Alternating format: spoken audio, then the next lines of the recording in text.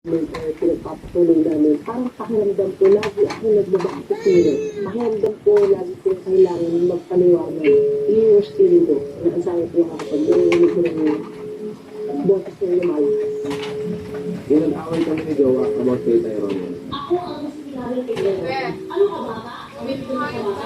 Bata ka rin? Hindi ko na ilang beses ako nagkakaroon na ako.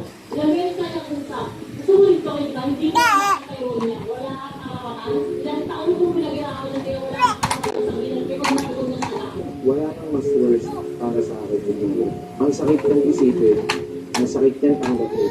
Pero at the end of the day, mas pinili pa rin namin ni Jowa ayusin kung ano yung meron kami at mas patatagin pa yung relasyon namin. Ay, bata. At yung relasyon namin tatlo.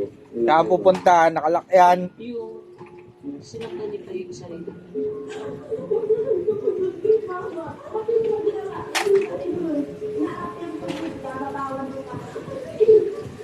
Ay, madumi yan. Lumabas ka doon. Hindi, nangangamon ka. Nangangamon ka na pananakit. Lumabas ka sa bahay ko. Mabuya dito sa ilang minutes ko pinapakita. Araw-araw kami. Araw-araw kong hirap. Araw-araw na pinapakita. Alam ko yung ganun pakiramdam. Hopeless ka na. Pero ang masakit kasi doon, hindi ko alam yung solusyon. Pinagdaanan ko siya pero magkaiba. Magkaiba kami ng dahilan, magkaiba kami ng past.